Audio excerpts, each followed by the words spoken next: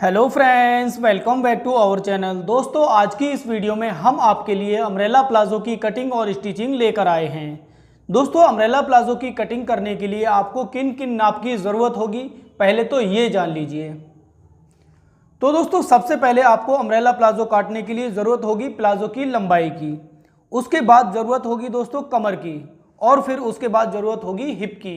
ये 3 साइज़ दोस्तों umbrella palazzo काटने के लिए आपको बेहद ज़रूरी है। उसके बाद दोस्तों, हमने जो अपने प्लाजो की लंबाई रखी है वो रखी है 28 इंच, और कमर रखी है 30 इंच, और हिप रखी है 36 इंच।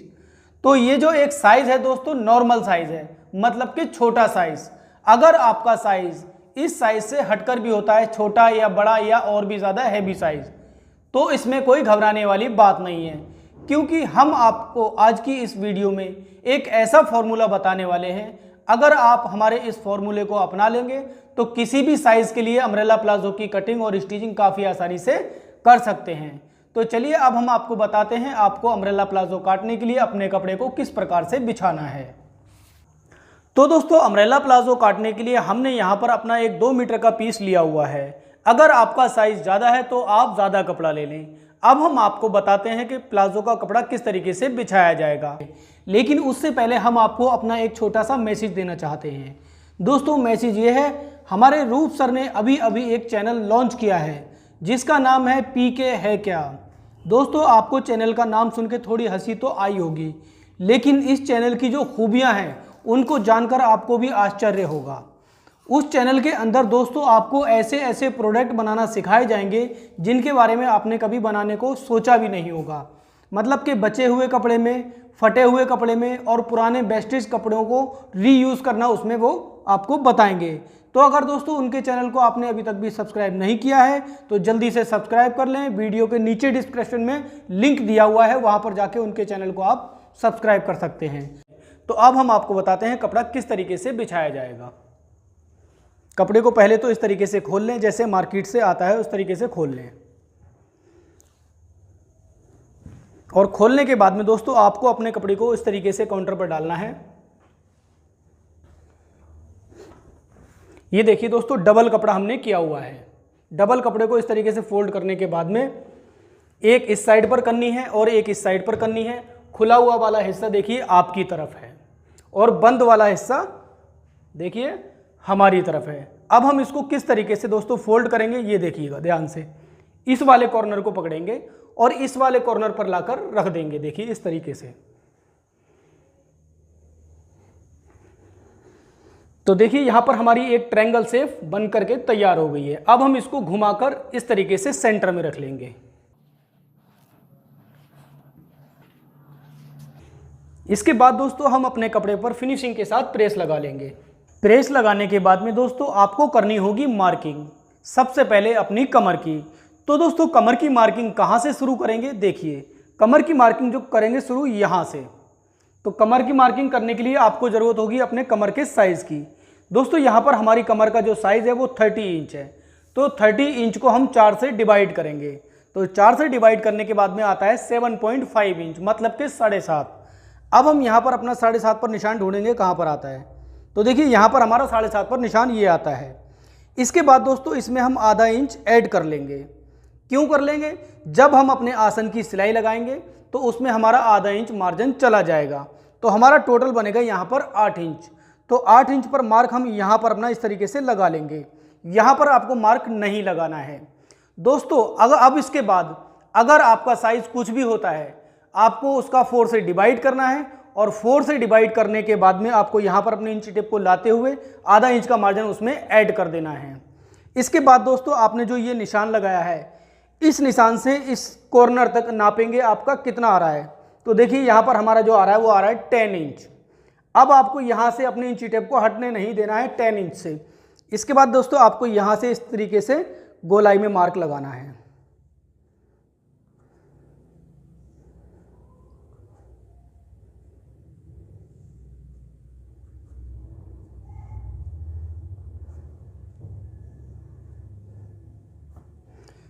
अब हम अपने इस निशान को थोड़ा डार्क कर लेते हैं।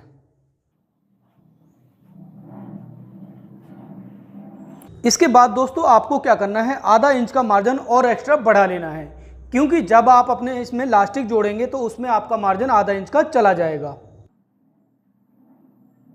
ये देखिए। इसके बाद दोस्तों आपको लगानी है अपने प्लाजो की लंबाई। आपके प्लाजो की लंबाई कितनी भी हो, आपको कहाँ से नापनी है, आपको नापनी है अपने नीचे वाले निशान से। तो हमारे प्लाजो की लंबाई है दोस्तों 28 इंच, मतलब कि 28 इंच। यहाँ से हम अपना सीधा सीधा 28 इंच पर मार्क लगा देंगे इस तरीके से। देखिए ये हमने अपना 28 इंच पर मार्क लगा दिया है। इसके बाद दोस्तों हम पूरी लेंथ ऊपर तक नापेंगे कितनी है। ये देखिए यहाँ पर हमारी आ रही है 38 इंच। इसी तरीके से दोस्तों आपका कोई भी साइज हो, आपको सीधा इंची टेप यहाँ तक नापना है और नापने के बाद में इस तरीके से धीरे धीरे अपने इंची टेप को गोलाई शेप में ले जाकर पूरा मार्क लगाना है। बस आपको ये ध्यान रखना है आपका इंची टेप यहाँ से हटे ना। 38 इंच पर रखा है तो 38 इंच पर ही रहे।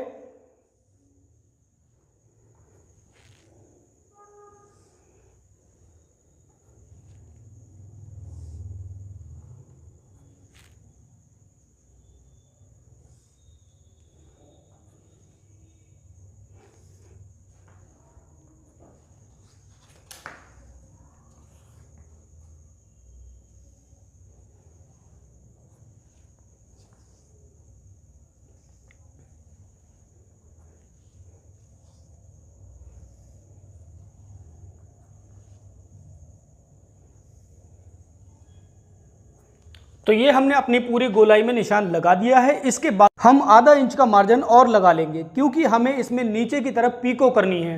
अगर दोस्तों आपको फोल्ड करनी है तो आप 1 इंच का मार्जिन छोड़ सकते हैं। तो हम इस तरीके से आधा इंच का मार्जिन बढ़ाते हुए इसी तरीके से निशान लगा देंगे।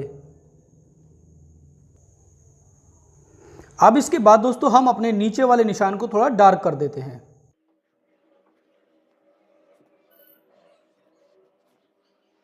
ये हमने अपने निशान को डार्क कर दिया है। इसके बाद दोस्तों आपको लगाना है अपने आसन का निशान। तो आसन का निशान जो लगेगा दोस्तों वो इस साइड पर लगेगा। कैसे लगाएंगे आसन का निशान? आसन का निशान लगाने के लिए दोस्तों आपको ज़रूरत होगी अपने हिप वाले साइज़ की। तो हमने यहाँ पर अपनी हिप का साइज़ जो रखा है वो 36 इंच है। लेकिन अगर आपका साइज़ कुछ भी होता है, फॉर्मूला यही रहेगा जो हम आपको बता रहे हैं। आपको अपने 36 इंच को 3 से डिवाइड कर लेना है। मतलब कि अगर आपका कोई भी साइज़ है आपको 3 से ही डिवाइड करना है। तो 3 से डिवाइड करने के बाद में हमारा यहाँ आता है 12 तियाँ 36 इंच, मतलब कि 12 इंच का आसन यहाँ पर हमारा तैयार बनता है। और 12 इंच में से हमने अपनी जो लास्टिक लगानी है वो 1 इंच चौड़ी लगानी है। आपकी अगर लास्टिक इससे ज़्यादा चौड़ी होती है तो आपको क्या करना है, उतना ही घटा देना है। हम यहाँ पर अपना 1 इंच 12 इंच में से घटा देंगे तो हमारा यहाँ पर हो जाएगा 11 इंच। तो अब हम अपने नीचे वाले निशान से 11 इंच पर एक मार्क लगा देंगे इस तरीके से। इसके बाद दोस्तों अंदर की तरफ 1.5 इंच पर एक मार्क लगाना होगा आपको इस तरीके से, मतलब कि 1 + ½ इंच पर। और इस निशान से यहाँ पर लास्ट में बिल्कुल इस तरीके से आपको क्रॉस करते हुए निशान को मिला देना है।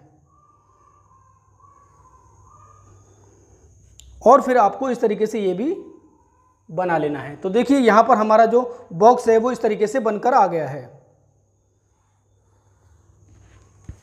अब आपको क्या करना है, यहाँ से आपको इस तरीके से गोलाई दे देनी है। ये देखिए ये हमने यहाँ से अपनी गोलाई दे दी है और अब हम अपने प्लाजो की कटिंग करेंगे। तो दोस्तों सबसे पहले हम कटिंग करेंगे ऊपर की तरफ से, जहाँ से हमने अपना ½ इंच का मार्जिन छोड़ा हुआ है।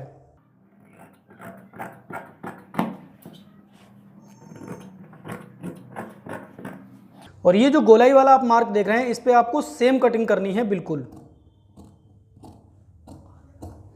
ये देखिए ये हमने यहाँ पर अपनी गोलाई की कटिंग कर दी है। तो ये हमारा आसन हो गया। इसके बाद दोस्तों हम कटिंग करेंगे अपनी नीचे से, जो हमने अपना नीचे की तरफ अपना ½ इंच का मार्जिन छोड़ा हुआ है।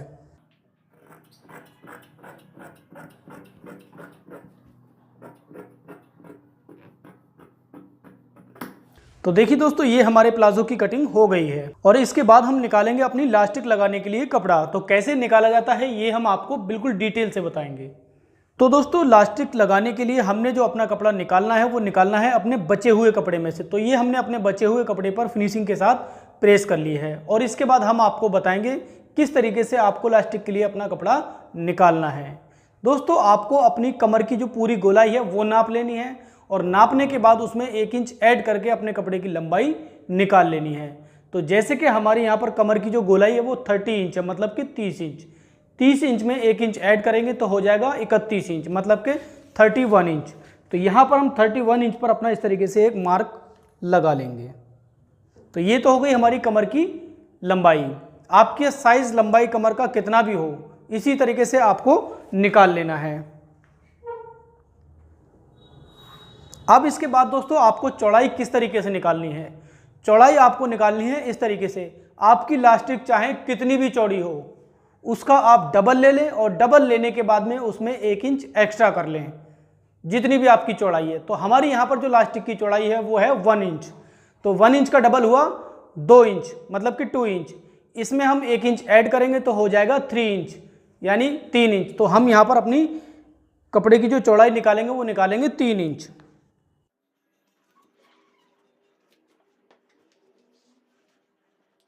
तो अब हम अपने इलास्टिक वाले कपड़े की कटिंग कर लेते हैं। तो चलिए मशीन पर अब हम आपको बताते हैं इसकी स्टिचिंग कैसे होगी प्लाजो की। तो दोस्तों स्टिचिंग करने के लिए आपको सबसे पहले अपने ये पल्ले कुछ इस प्रकार से खोलने होंगे दोनों, ये देखिए। और खोलने के बाद में दोस्तों आपको आसन वाली सिलाई एक साइड से लगानी है 1/2 इंच का मार्जिन लेते हुए।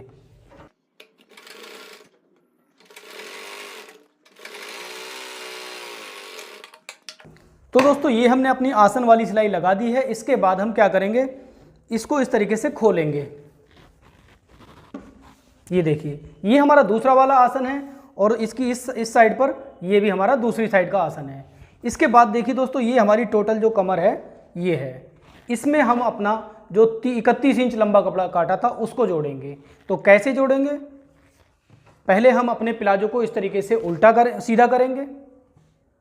सीधा करने के बाद में अपनी पट्टी को ऊपर की तरफ उल्टा रखते हुए इस तरीके से इसके ऊपर रखेंगे और रखने के बाद में 1/2 इंच का मार्जिन लेते हुए पूरी पट्टी को अटैच कर देंगे।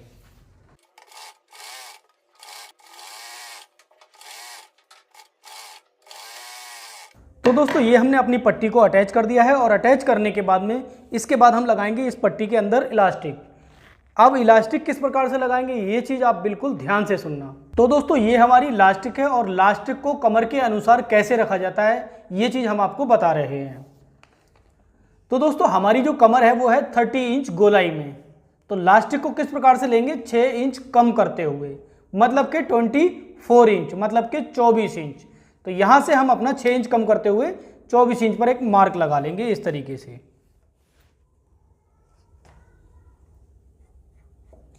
अब दोस्तों इसके बाद आपकी कमर का साइज चाहे कितना भी हो आपको उसमें 6 इंच कम करके इलास्टिक ले लेनी है। तो यहाँ पर हम 6 इंच कम करते हुए इलास्टिक को कट कर देते हैं। इसी में हमारा मार्जिन वगैरह सब कुछ हो चुका है। अब हम अपनी इलास्टिक को प्लाजो में अटैच करेंगे। तो कैसे करेंगे ये चीज़ भी हम आपको बता रहे हैं।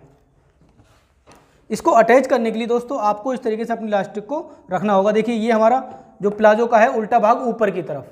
अब इलास्टिक को इसके बीच में इस तरीके से रखेंगे, मार्जिन जो है वो इस तरीके से ऊपर कर देंगे और ऊपर करने के बाद में इलास्टिक को ऐसे रखेंगे, मतलब कि मार्जिन से 1 पॉइंट अंदर की तरफ, ये देखिए। और फिर ऊपर वाले कपड़े को इस तरीके से इसके ऊपर फोल्ड करेंगे और फोल्ड करने के बाद में एक फोल्ड और लगाएंगे अंदर की तरफ, ये देखिए ऐसे करके। ये हमने फोल्ड लगा दी है और लगाने के बाद में दोस्तों पहली सिलाई आप जो शुरू करेंगे वो यहाँ से करेंगे ऐसे करके, ताकि आपकी इलास्टिक जो आप इस तरीके से खींचें तो खींचकर बाहर की तरफ ना आए।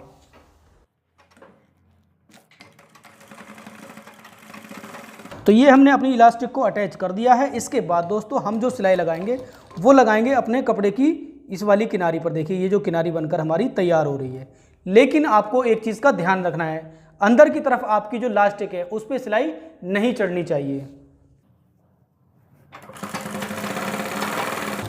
ये देखिए इस तरीके से आपको सिलाई लगानी है।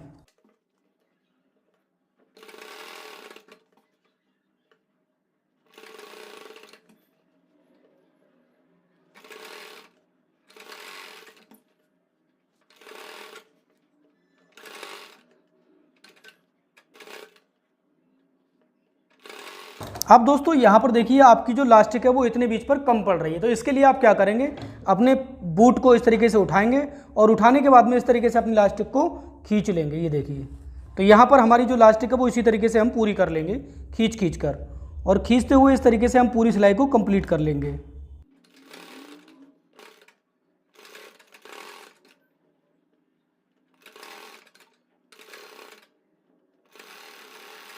और यहाँ पर आने के बाद में दोस्तों आपको अपनी लास्टिक पे फिर से टाँकी इसी तरीके से बांध देनी है जैसे कि यहाँ पर बांधी थी।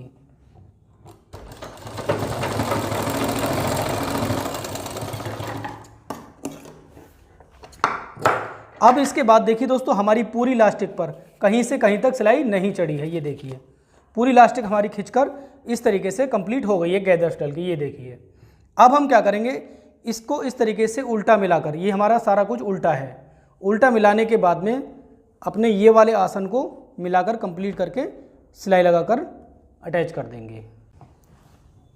तो यहाँ पर हम अपनी दोनों लास्टिक को सही तरीके से मिला लेंगे, ऊपर नीचे ना हो, और यहाँ पर टाँकी बांधते हुए पूरी सिलाई लगाएंगे।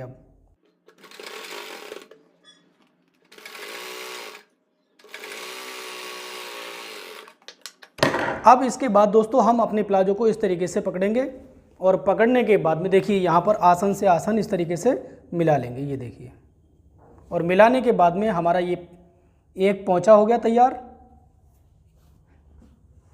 इस तरीके से। ये देखिए ये आसन से आसन मिला दिया, ये हमारे गैदर से मतलब कि गिदरी वाला जो हिस्सा है, तो अंदर की तरफ हम अपनी पूरी सिलाई कंप्लीट कर लेंगे इस तरीके से 1/2 इंच का मार्जिन लेते हुए। तो देखिए दोस्तों ये हमारा सेंटर आ गया है। सेंटर में आपको क्या करना है, बिल्कुल एक दूसरे से जॉइंट सही तरीके से मिला लेना है और मिलाते हुए ही आपको अपनी सिलाई को लगाना है।